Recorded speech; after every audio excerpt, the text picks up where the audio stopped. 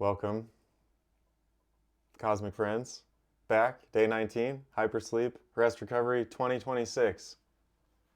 We're going on a journey of conscious relaxation. The conscious part is that we're staying awake. And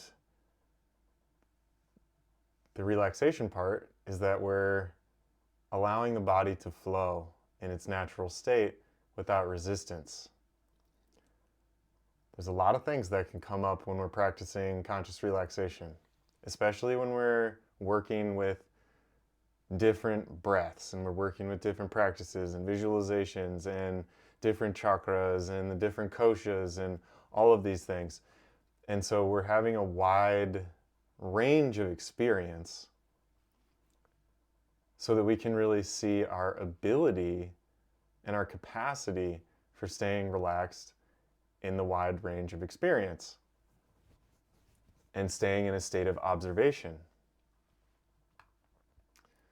which is key. It really is key. Some of the breaths that we do, some of the practices that we do, they might be energizing. And when we're holding tension in the body, or when we're a little bit more ungrounded in our mental space, it can kind of push us maybe over the edge. We get more tense. And what it's trying to help us do is recognize that that tension is there. Kundalini yoga is kind of like a psychedelic in that way, where it can amplify the state that you're in so that you can bring it into conscious awareness, and then you can start to work with different specific practices or drop into deeper meditation, watching the mind, or lay down, do a yoga nidra, or do a deeper relaxation practice.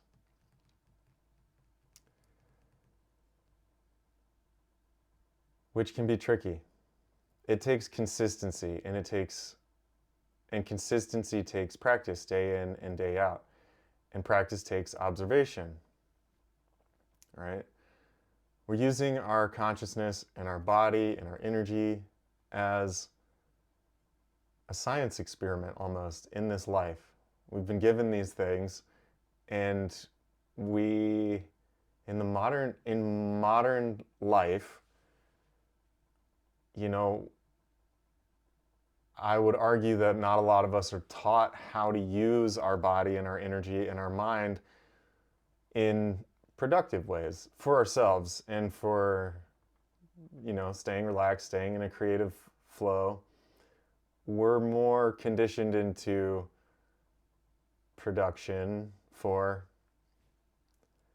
whatever authority is programming us.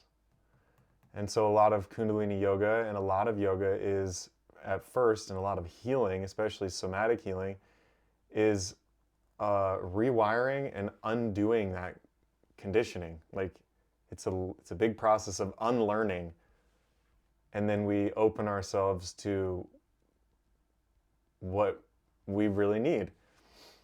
The unlearning that happens, and I've been experiencing this a lot over the last couple of years of taking on a daily conscious relaxation practice through yoga nidra, through using some of the more powerful breaths that drop us into the parasympathetic response, where all of the tension just dissipates and the anxiety goes away, and I'm not even, there's not even an effort to breathe anymore.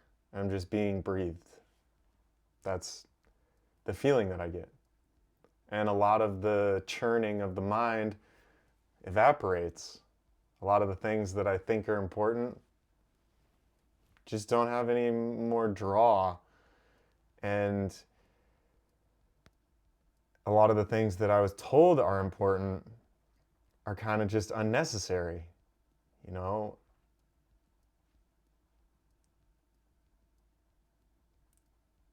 We're wired.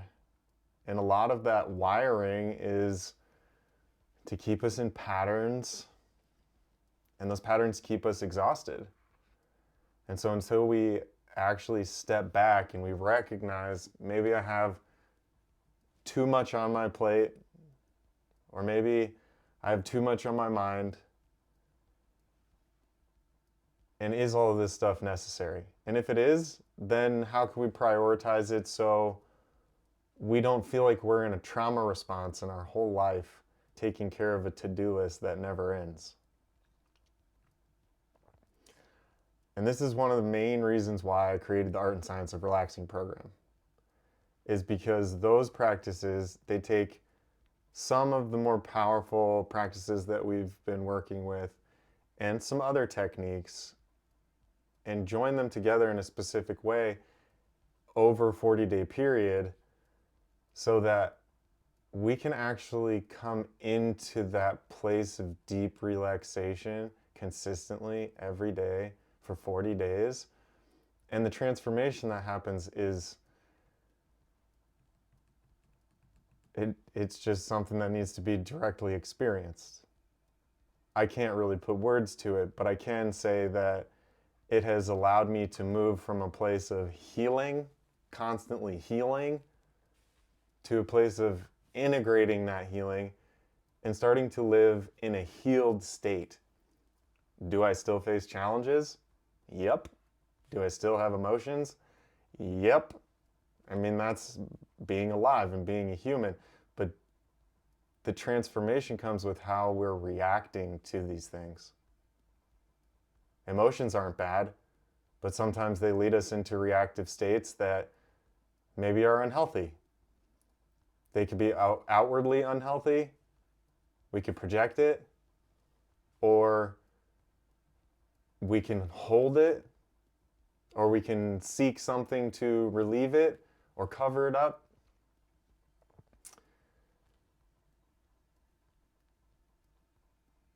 We've been talking about the koshas. We've gone through 4. The physical body, the Anandamaya Kosha, the pranic body, the Pranamaya Kosha, the mental body, the Manomaya Kosha, and then yesterday we talked about the Vijnanamaya Kosha, which is the intelligence body. And it goes from gross to subtle, kind of like the chakras do too, from Muladhara to Svadhisthana, Manipura, Anahata, Vishuddhi, Agnya, and then Sahasrara in the crown, right? So from root to crown. And they represent different layers of our being and layers of our experience. And today, we're talking about the Anandamaya Kosha, which is the bliss body or the transcendental body. And it's the subtlest of our beings. There is one more on top of that. It's the Atmamaya Kosha, which is like a realized being, a perfected being. It's not really talked about because it's something that either you're born into, like you're reborn into, or it's something that spontaneously occurs. And the Anandamaya Kosha is the bliss body, the transcendental body, connecting us to, it's like the individual soul that is a part of the greater soul, but it's that bliss state. We can get glimpses of it. Sometimes we think that chakra awakenings are Kundalini awakenings. Sometimes we think that this good feeling is as good as it's going to get. I tell you, it's not. Some of my teachers might not appreciate me bringing Bufo Alvarez and 5-MeO-DMT into the conversation right now, but I got to, because for me, it's one of the ways that I have kind of integrated this whole thing together and been able to tap into and realize, actually sense and directly experience the soul and the Anandamaya Kosha. I wish there was a practice. I wish there was a practice that I could say, do this and you're going to feel the bliss body. But it's different for everyone. We're all different combinations of elements and consciousness, and when we unlock that bliss state and when we come into a sustained bliss is different for all of us. And this is why in the scriptures, the yogic teachings, or in this context, a scripture is just a testimony of a wise person. A wise person being an experienced person, a person who has personally and directly experienced what they're talking about. That they've proven it with their own experience, and then on top of that, it's been proven through the experience of others. You know, a lot of what yoga is and still proposes seems to be magical. But every day, quantum science is proving that it's not just magic, it's actually scientific. And that the different layers of our being and the different practices, based on how long we need to sustain them as individuals, lead us into these other states of consciousness and complete transformations. When you have an experience of the Anandamaya Kosha, your whole being is transformed. It's transformed and cleansed and healed in various ways. You're not the same anymore. Once you experience that bliss body, there's no unexperiencing it. Sometimes, and this is what I see a lot, is people running towards it. We run towards it. We run towards it. But running towards the bliss body, it's a good thing. And honestly, that's what the hyperspace portal is about. That's what hyperspace healing is about to me, is running, going in a straight line to that bliss body and being able to capture that essence and live in that, live awake in the bliss body, in this body, and in this life. But running fast after bliss means that you're going to have to climb mountains. You're going to have to traverse valleys. You're going to have to jump hurdles. You're going to have to jump timelines. You're going to have to go through portals. Right? And we want so badly to land in a bliss state, but we don't want to let go of the things that are keeping us from the bliss state because we've been conditioned to think and to believe that those things themselves are going to lead us there.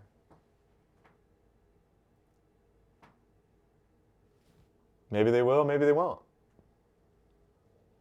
We don't know. But I'd rather take a assured path from people who have actualized the self within themselves, self capital S, and who have realized the nature of the soul and the nature of the bliss body, like Buddha, right? Like Jesus, like all of these prophets and sages and masters who have had that transcendental awakening and it's stuck. And just being in their presence, you can feel it. You can feel the Shakti awakened. And you're like, I want some of that. And that's why I think a lot of people get trapped up in like guru worship. I mean guru like guru, not guru. Like, I mean like seeing a person as a perfected being and idolizing that person instead of the path that led them to perfection. Because we're still human, all of us. And enlightenment is being able to hold joy and grief at the same time and not react and live from the joyful state, live in a bliss state. So much of healing these days demonizes what we would call, what we've been conditioned to believe is negative feelings, powerful feelings and emotions.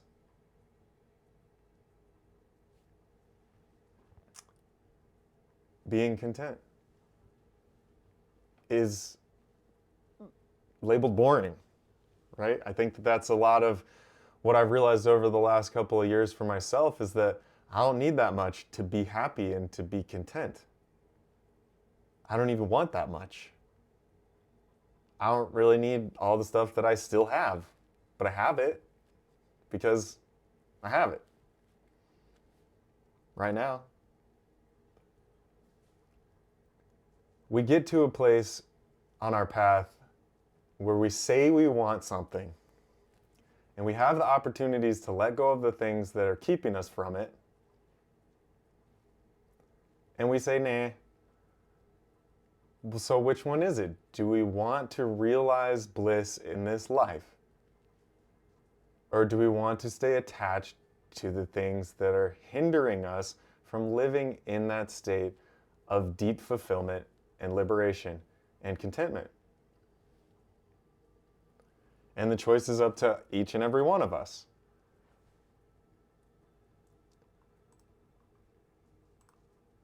That's very true. Mountain crab. Yeah. Sometimes we don't realize what we want. Sometimes we don't realize what we don't want. We think we want something. We work so hard to get it. And we come into it. And then we're like, yeah, this isn't all that great. I don't know if I actually wanted this. I thought I did, but now I have it and I realize that I don't want it. It's not what I expected. So is it our expectation? Is it the actual thing? Is it the possession? Is it the conditioning? There's something that's been leading me through the last couple of years, and it was a sample from Pretty Lights. Doesn't feel right not to name it. It's a sample from Pretty Lights, and it says, everything I have is all that I need, and all that I need I already have. Everything I desire I will receive, because my reality is created by me. You know, and it's been leading me through the times where I think I need something else, but I don't have the capacity, the money, the geography, the connection yet to receive it. And then I realize, well, the bliss body lives now, here, now, timeless, not connected to anything.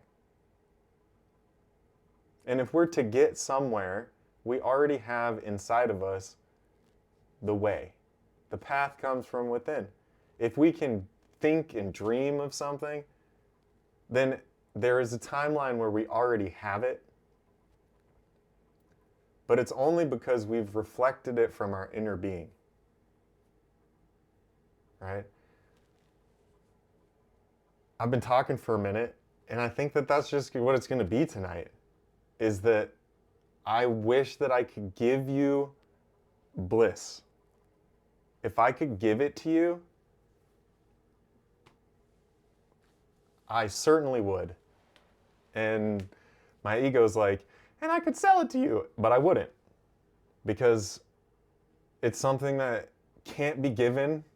It has to be found. And it's found within. As we start to purify the food body, we start to take into account the foods that make us feel light, energized, connected to our pranic body, connected to the environment. They help us to, once we cleanse this physical sheath and we awaken and cleanse the pranic body, then we start cleansing the mind. Then we actually start cleansing the intelligence body, and that's when it gets really, really challenging. Because we've been on this long road, and we want to experience the fruit of our labor. And in the yogic teachings, they emphasize over and over and over again that we can't control when the fruit ripens. We can't control how sweet the fruit is. We can't control any of it. All we can do is control the conditions of taking care of it, of nourishing it, and trusting that eventually the fruit will come. You know, it's like planting a fruit tree, growing a fruit tree from a seed. It takes an enormous amount of energy from the seed alone to break through the soil and to sprout and to reach into the light. And then it takes an amazing amount of care for a long time. 4, 5 years at a minimum for most fruit trees. And the same goes true for our practice. And so if there was a way that I could get you to touch the bliss body, and there is, I mean, if you could, I don't know if it would be a real experience, and it certainly wouldn't be a sustainable experience, but we could do like Kapalabhati breath, skull shining breath, and do it for as long as we do it until we pass out, you know? But that wouldn't be productive. You could do it until you start to feel all tingly and your consciousness starts to drift and expand and, you know, like, but what good is that? If we can't stay conscious, what good is it? If we can't stay aware and connected, then it's just fleeting. And life itself is fleeting. And so if we're chasing after moments that are fleeting, we're going to get to the end of our life, which in the grand scheme of the cosmos is just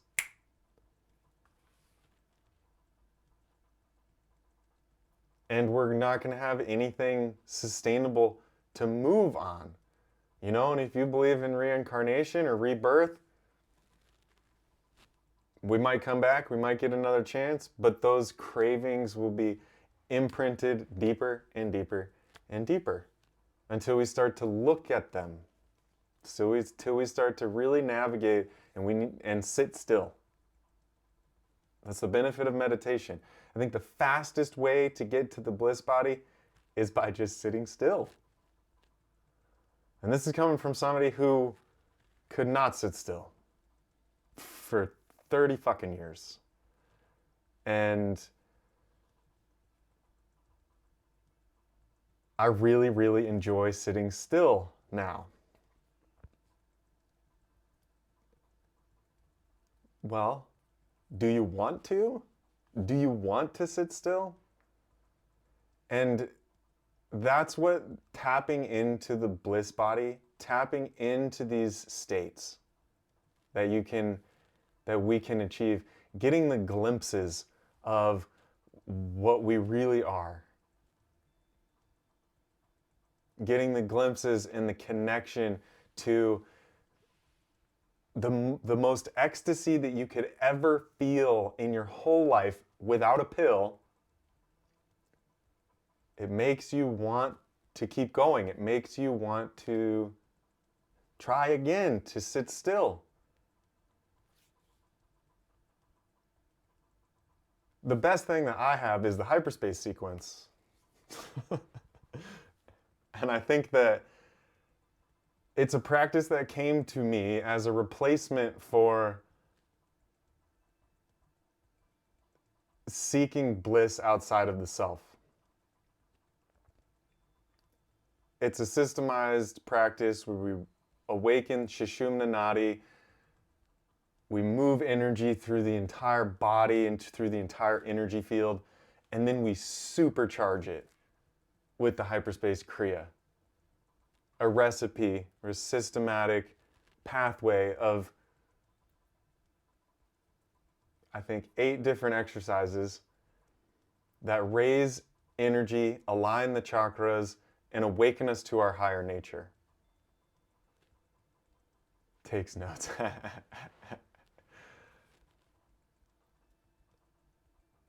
it was given to me as not only a personal practice, but it was given to me to share as a way to help others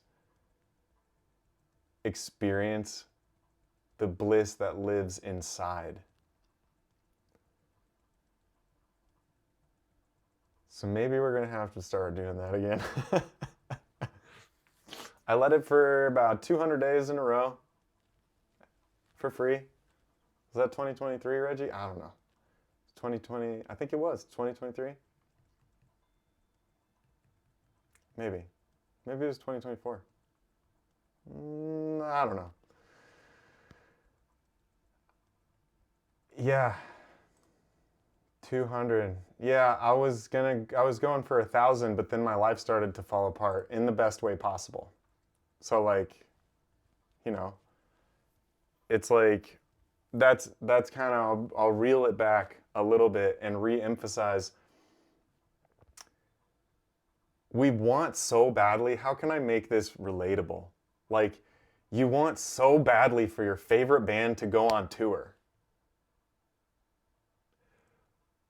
But like, the exciting part is that like, there's a potential. The exciting part is like, when you have the tickets, you're so excited. You're like, oh my gosh, I'm planning this moment. It's driving me forward. We're planning this together. It's going to happen. And then it happens. And then what? You want another show. So coming home to the self and realizing that the faster that we get to our goal, it's either the faster the faster we got to make another goal, or the more stuff we have to conquer in the meantime to get there. And if we go on the analogy of like your favorite band's going on tour, but you don't know when, and they haven't announced it yet, are you gonna like blow your load of money and excitement on going to a bunch of other shows? Or are you gonna like kind of chill? Are you gonna save that so that when the time comes, you can actualize what you really want? And if you take the hyperspace metaphor even bigger, and you say, if you're running towards bliss, are you ready to face the challenges? Save it for the merch tent. You got to. If you're running towards bliss, but you're not ready to face yourself, you're not ready to face the challenges that are keeping you from bliss in everyday life. And this is why I offer yoga online. This is why I offer it straight to your home and on demand. I'm getting there. But this is why we have the tools, so that we can use them, so we don't have to like make a whole big show and pretend that we need a retreat to treat ourselves well. It's really nice to go on a retreat. And believe me, I'm going to have a hyperspace retreat. Relax and renew retreat, where you can come and you can spend 7 days in bliss. But the last couple of days, we're going to be focused on how can you bring this bliss home? Because it's just been a practice. The practice is, well, I leave my life, I go on a retreat, I'm in a space where it's being curated, it has great vegetarian food, I feel lighter, my digestion feels great, I'm spending time in meditation each day, I'm doing practices, I'm elevating my energy, I'm actually sleeping well, I'm resting, I'm in a joyful state. What's keeping you from doing that at home? Your relationship? All the things that you have around you that you say you need? And that's why we continue to go on retreats. That's why we continue to displace ourselves and say, this is the time. I only have 2 weeks of vacation a year. I gotta be, okay, 2 weeks of joy. I don't know. I feel like more recently I got 50 weeks of joy with 2 weeks of like, spread out throughout. Because keep coming back to, if it's not allowing me to hit that bliss point in my life, then it's not worth it. And that's a really challenging realization that a lot of people just run, and myself included. We run like I used to. We run back into our old patterns. We run back into, well, I'm not going to drink on this vacation, and I feel really good about it. But then when we go home and we realize that our shitty job is shitty, and it's keeping us from being happy, and we're miserable going to this job, but we've had it, and it brings some sense of comfortability, right? And I'll tell you right now, comfortability is the biggest hindrance on the path to sustained bliss. Because comfortability is fleeting. You're trading comfort, which quickly just becomes being okay with discomfort, for sustained bliss. And this isn't my speech of like, give everything up and go live in the jungle, and maybe that's your path, maybe it's not. But I believe, like, as householders, this is what yoga teaches too, as householders, we have an opportunity to organize our mundane life so that our spiritual life can start to thrive within it. So that we can hit that bliss point. And what I do as a coach is I help hold space for this release. I help hold space for the organization of the mundane, the physical body, the energetic body, the emotional body, the mental body, the shedding of the shitty job, the shitty relationship, the shitty behavioral patterns, the addictions. And I hold space for that so that this spiritual bliss can dawn inside of daily life. And it's challenging. It's fucking challenging. But we only live one life. We might live this life continuously. I don't know. But we have one life to realize ourself and to live our potential and purpose. And that to me is bliss. To be able to wake up and be like, today, I'm going to live up to my potential, and that's the highest level of bliss that I can get. And I'm going to say no to the things that my nervous system is like, mm-mm. I'm going to say yes to the things that my nervous system is like, mm-hmm. That's it. I think the highest realization, the highest practice of yoga is being able to stay calm, connected to joy, and connected to correct understanding that our consciousness is infinite. It may be trapped for a period of time inside of this body. It may expand outside of the body.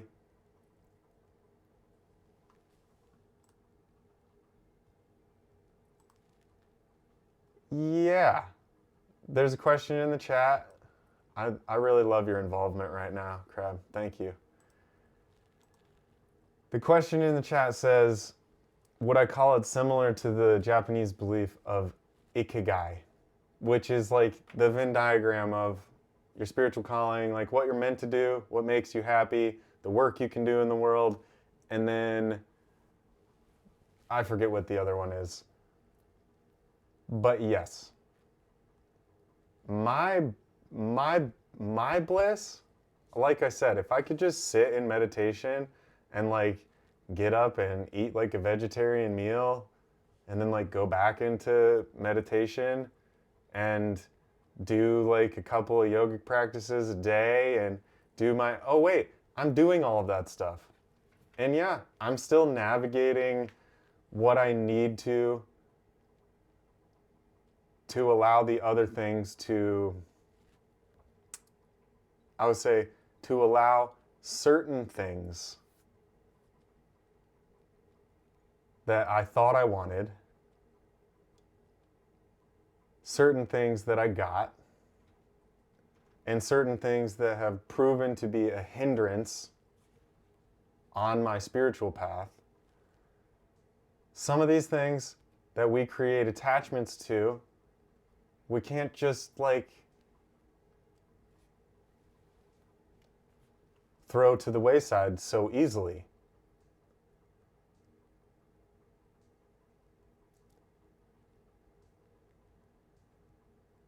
And that's where the work is. The work is recognizing that if I have it now, it's meant for me now. But it's also a process of letting go. You know, there's a saying of, in the psychedelic world, and like the, what's it called?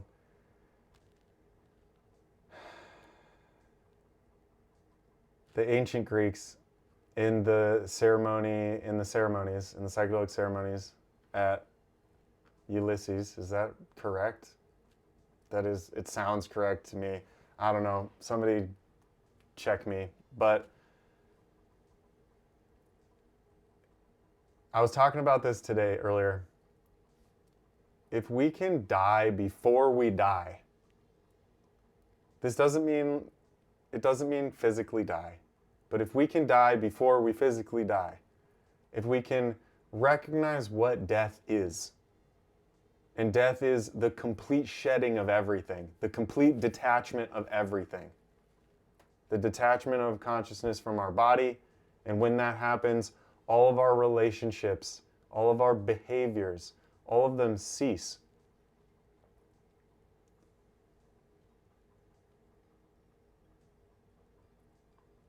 So on that moment, in that moment of death, when our life flashes before our eyes, like so many people who have crossed over and had near-death experiences, and I've experienced this, I don't know how many times, I lost count.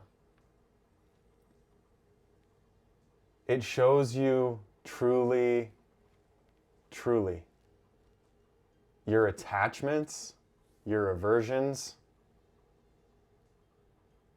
and it shows you what you're willing to sacrifice and what you're not willing to sacrifice. Now, here and now, right?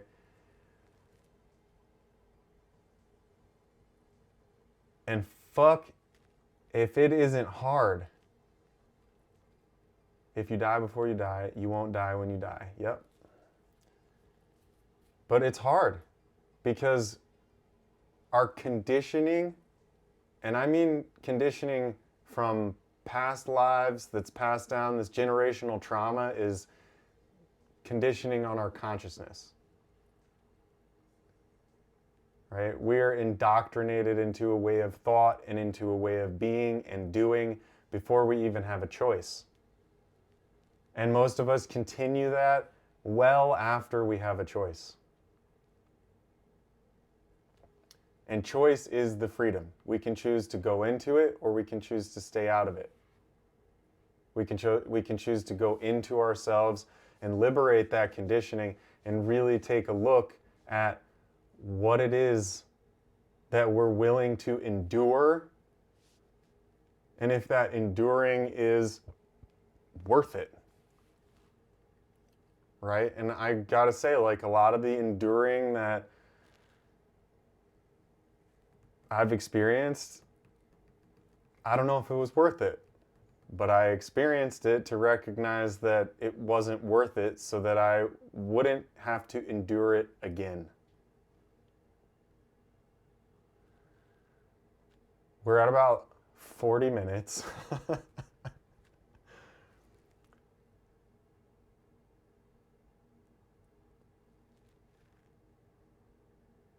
Yeah, the immortality key, I don't know where it is, but it's in here somewhere. There it is. Should I get it? Should I show it? I have it. The immortality key, yeah. The exploration of the religion with no name. Crab is stubborn, has to leave the lesson first hand. Yeah, oh yeah. Live the lesson. Yeah, for sure. I think most of us do. That's why we're here. You know, and karma's a bitch. Truly. But it doesn't have to stay that way. We can realize it. We can realize it and we can release it. And that's what these practices are for. And so if there is a systematic pathway to the Anandamaya Kosha, to experiencing bliss, I would say without a question of doubt in my mind and in my heart that the ancient yogis have figured it out. And the reason that they could is because they didn't have all of the distractions that we have now. They took it upon themselves to endure long periods of practice and meditation without a break. Abhyasa. Abhyasa is a devoted practice for a long period of time without a break. And it's not forcing yourself, it's devoting yourself. It's understanding that the discipline is bliss in itself, and it is what we use to break the chains of our conditioning. And then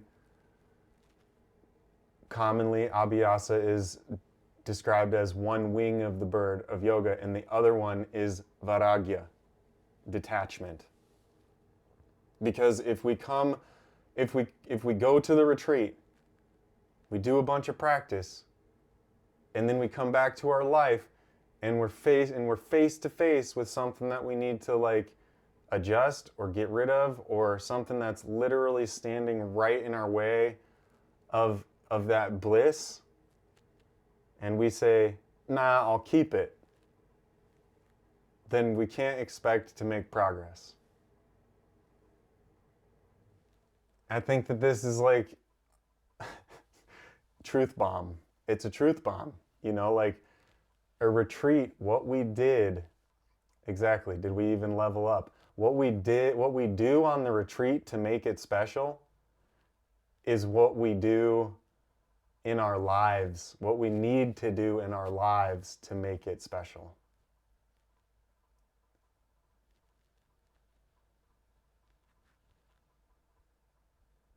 So if you feel better eating vegetarian, if you feel better not having so many things or worries or obligations or these kind of things, you can start to look at it. You can start to maybe say no to some things. Oh yeah, it totally does. And I think that's the piece of integration that isn't taught at retreats, a lot of retreats, because like, I mean, that's why my coaching in particular is 12 weeks long, and that's it. You don't get to come back. You can come to a retreat, you can come to the retreat, sure. But it becomes an excuse. And I see it over and over and over and over again. And that's why I cut it off at 12 weeks, is because in a 90-day period, we get to really examine our discipline. We get to examine the different layers of our life, the layers of our being, the different things that we've rejected or that we've taken on, the things that we've neglected or we've obsessed. And like by that 12-week mark, it's like, if you haven't made the changes necessary, then why keep going? Why keep going? You know, why keep going to a retreat? And that's like, I'm not I don't need, yeah, I need like, yeah, I need clients, sure. But what I don't need is to keep leading people on. What I don't need is to continue to babysit people or continue to try to hide the fact that you don't actually need a retreat. You want a retreat because you don't want your life. And that's a really hard thing to say and to hear. You know, you want a vacation because you don't want to work your job. Okay, what do you want to do? That's going to bring you closer to your bliss body. And you might have to let go of some comfort, which might be scary. And you might think, this isn't blissful. But what you're doing is you're opening the doorway to bliss and you're shedding, you're like emptying the closet out of the things and the toys that you don't use anymore so that you can be gifted the ultimate gift.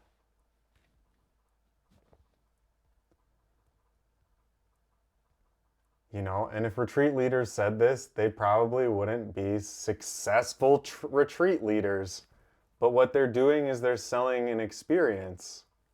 They're living the lifestyle of a retreat leader because they're only selling the experience. But I believe that we could all live in the experience of bliss if we were to take it seriously. And that's me. So again, please tell your friends that I do bliss coaching. And we don't hide from the hard things because hiding from the hard things doesn't bring bliss. Yeah. That's why my tagline is moving beyond coaching and healing and into your bliss. Because bliss takes work that nobody else can do for you.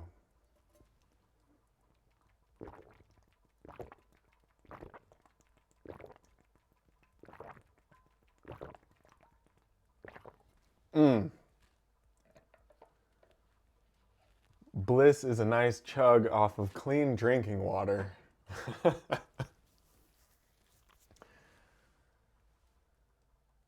Where does the yogi well, thank you. That's a great question, and I'll answer it to the best of my ability, and I'll be the first to say that honestly, I don't know. I think it's I think I don't think it's a byproduct of human nature. I think it's a byproduct of modern conditioning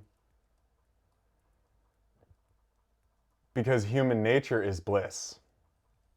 But capitalism has stolen that from us, wrapped it in plastic, and tried to sell it back, wrapped, like I said, it's stolen our bliss and it hoards our bliss. And then it picks up garbage and it wraps it in other garbage and it tries to sell it to us as bliss. The yogi babysitter archetype comes from from yogi babysitters that can't say no. And they can't say no because of the same thing. Like this, I've experienced this. This is why, I mean, I used to do coaching for more than 12 weeks, but with the experiences that I've had, I don't do that anymore because I'm not a yogic babysitter. And I make it clear that like I'm not your babysitter. You have to do the work. If I could give you, like, I can give you awareness, but awareness without action is just more junk that you're swirling around in your mind.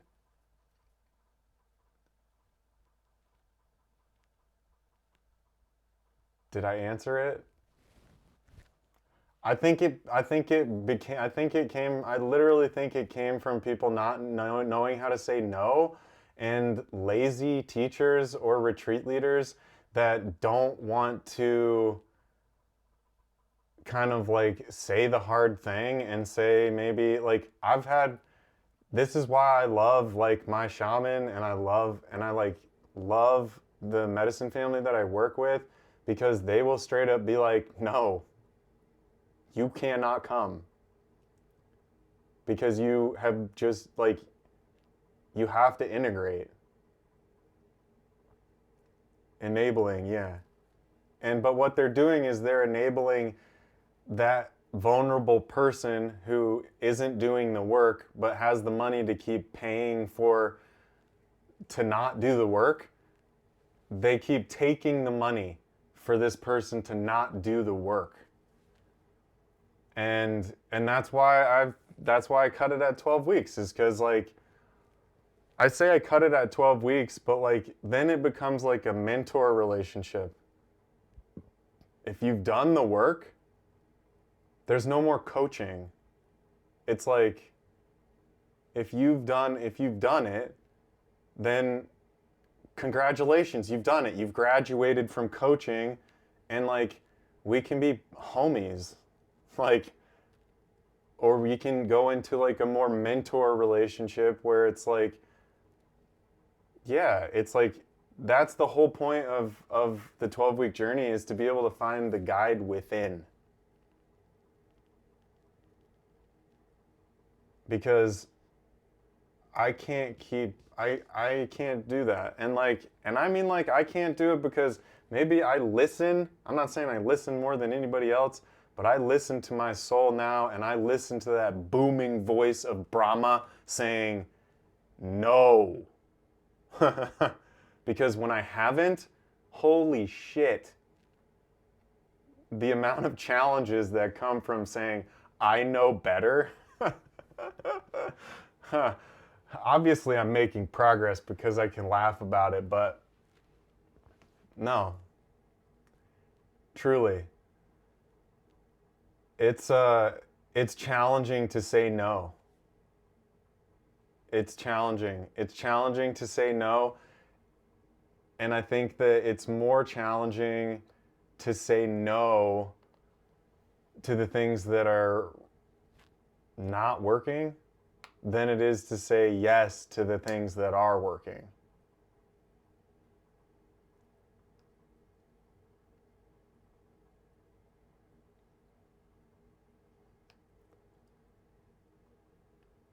You know, we want an experience. Beautiful. Everybody has a big red no button that they should find, and it's actually a signal from the nervous system.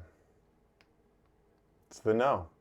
And we got to exercise it, practice saying no to the small things so that we have the confidence to say no when the bigger things come and we're being pressured or we're challenged. And I don't think I would have learned this if I didn't, like, first of all, if Pretty Lights didn't have a hiatus. We'll just get real personal real quick. Because I was in the full on, yeah, if Pretty Lights plays another tour, I'm going to be at 5 stops next time. I'm going to be at 6 stops. I'm going to be at 10 stops. But I didn't. There was no way I could have sustained that. So is it my fault that there was a hiatus? I don't know, maybe. No, it wasn't. It was divine intervention for myself personally. And then instead of me filling the void with going to other shows, I fucking moved away from Colorado, and I started looking at I like moved into the woods. It was the equivalent of me like moving to a different country. I did that. I didn't do that. But I did move, and I moved for the purpose of coming into a healed state. And I let go of shows completely for 5 fucking years. Literally, like the last show, like, okay, there were a couple. I went to a couple. But where I moved to, there's not a great music scene. Definitely not like an every kind of weekend like Denver experience after experience after experience after experience, no integration time kind of thing. And I would say like it saved my fucking life. It saved my life. It saved my life so much that now, man, I want to keep living out in wild nature, but I'm being called back to the wild city so that, and not so I can go backwards, but so that I can like live healed. And I can still say no, and I can still do my practices, and maybe, I don't know, open to the next thing. I think I'm gonna close this out here in a couple minutes. But somebody like, I can't really remember who it was, but a successful, and obviously we all have our different versions, and categories of success, or whatever qualities or quantifications of what success is. Thank you. But someone who was a successful creative is a successful creative. And in my mind, success is comfortable living, doing what you want to do, and sharing your creative energy in the way that you want to, and also being able to keep it, not having to do it, right? The balance of, I get to do it, not I have to do it. But they told me, if you're a musician, you want to be playing shows, you got to stop going to shows every weekend. Because if you don't stop going to shows every weekend and giving your energy, you're not going to have the energy to play your own shows, or to do your own music, or to do your own creativity stuff. And so at a certain point, it meant saying no to the things. Yeah, that's an easier way to say it. How can you create if you're always watching? Yeah. So, we got to make the hard choices sometimes. And sometimes the hard choices mean that we got to be alone for a while. And damn if that's not one of the hardest things to do in a world that tells you that being alone is weird. That we're tribe people. Sure, we are. But like, I don't know. Just take that as you will. Yeah. We kind of spun off there for a while, but this has all been a talk about how to activate the bliss body. And like I said, I wish that I could just, be the Oprah of bliss. You get bliss. You get bliss. You get bliss. Look under your seat. Everybody gets bliss. But we got to find it for ourselves. And we will, if that's our goal. If that's our goal. Yeah, I don't even need to be rich. That sounds like a lot of work, honestly. I want to be comfortable, and not comfortable like, not, I said comfort is the biggest hindrance to bliss. Like, I want to be comfortable enough to reach my bliss state. But I've always kind of like, been my best person when I have to work, and I got to work towards what I really want. So I'm all right with it. I say I am rich. I am rich because I've found that joy inside. I've found that bliss inside. And do I have tough days? Yep. Do I have strong emotions? Yep. Do I experience grief? Yes. Do I experience loss? Yes. But it doesn't hit me the same ways that it used to. It allows me to see that there's even bliss inside of those states. And being human is the gift. Because if we weren't, we couldn't understand and feel what bliss is. So this is the gift. And bliss is all around us all the time. It just takes our slowing down, dropping our breath into our belly, stilling the mind, and we all get there eventually.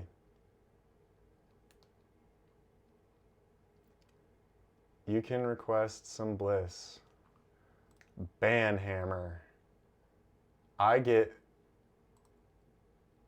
bliss out of banning bots. Flute solo. Oh my God. All right. I mean, I do have Ableton open.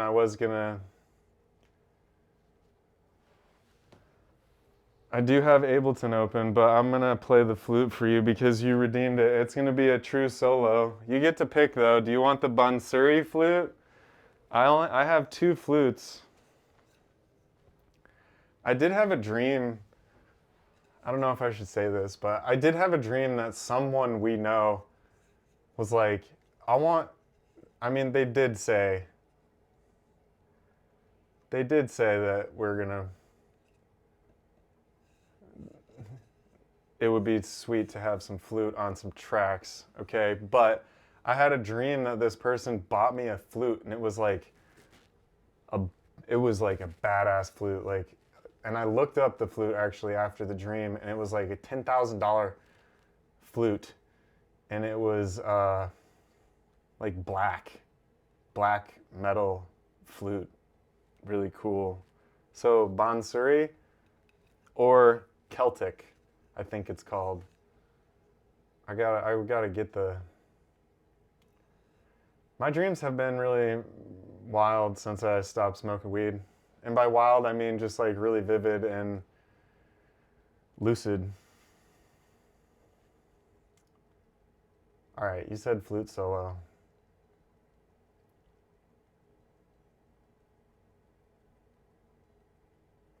Does that mean no other music? I'll let you choose. A simple scale or something you enjoy. And happy here. All right, well.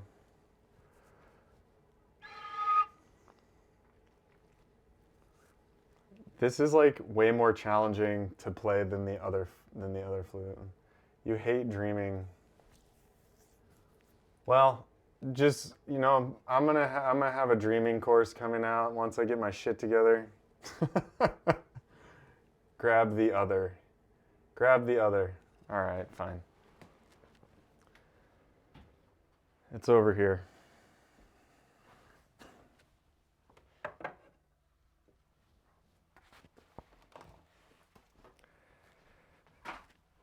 Like part of the bliss.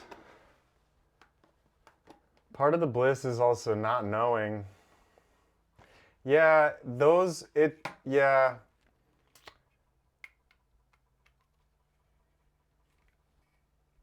Part of the bliss is not knowing. Because knowing can be like really challenging sometimes. Or knowing can ruin the anticipatory excitement. Which is like why I like to stay on the edge. Dreams are an interesting place to be. Who knows? Maybe we're in a dream. There's a lot of people, a lot of old mystical traditions believe that life is just a dream that we've substantiated ourselves in. And I've seen that. I've actually seen that. Like, if you stop eating, tangent before the flute, if you stop eating in this life and you start lucidly eating in a dream reality, time travel. That's all I'll say. Don't break a crab's brain right now. Yeah, dreams are wild. Now I want to like put on some music and stuff, but you won't be able to hear the flute as well. So the dimensional slip, yeah. The only thing about that though is like you can only live in your individual consciousness can only live in one body at one time. So, you know, do the math. If you start living in the other reality, in the other body, you gotta let go of this one.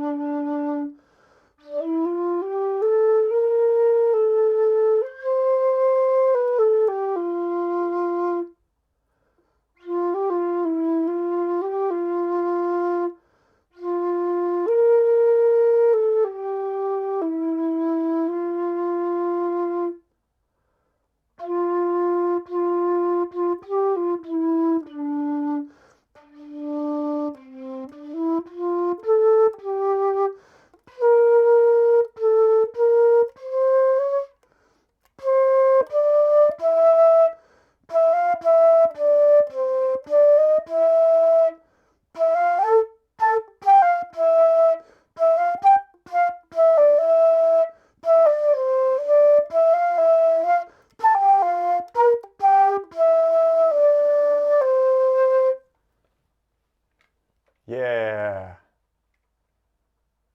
There's some dream flute for you.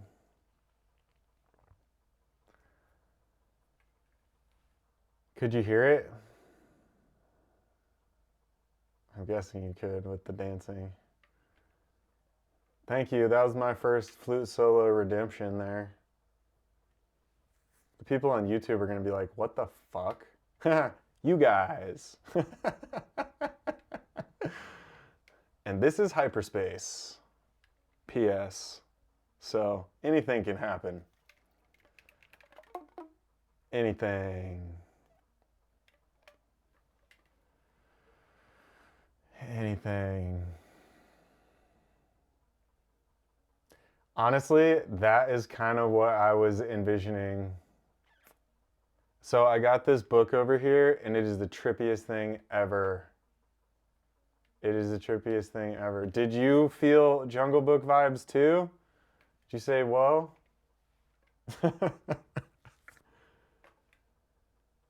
I got this book over here, and it's the original, all the Mowgli stories. Maybe we'll read one at a later date, but by Rudyard Kipling. So, spoiler alert, Disney did not create the Jungle Book. They or write any of the stories that they actually like, besides Mickey Mouse maybe, but that was probably plagiarized too. So, but like, there's this really cool old book store in my town, and I mean like old bookstore. And I got this deluxe edition here, and it's from 1893, probably printed in, I don't know if it's a first edition, but that's how old this book is. The Mowgli stories. It's even got like the old like parchment paper in here and stuff. 1893, yeah. I probably got crystals that are older than that, but not any books that are older than that. Yeah, and it was only like $7. And I was like, yeah. But you want to talk about trippy dreams, go read you some old books. It's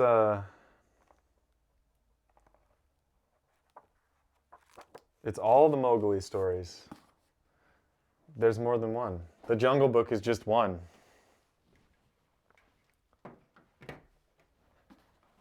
It's over here on my sacred bookshelf.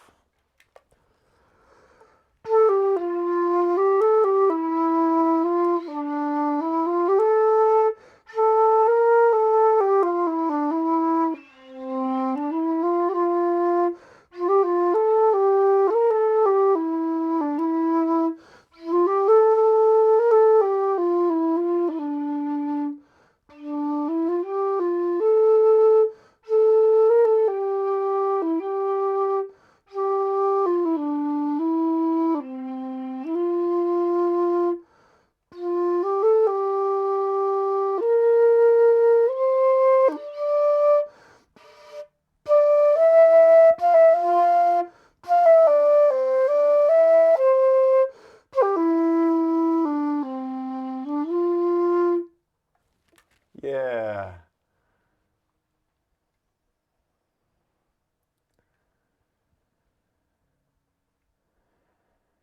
Oh, thanks. You flatter me.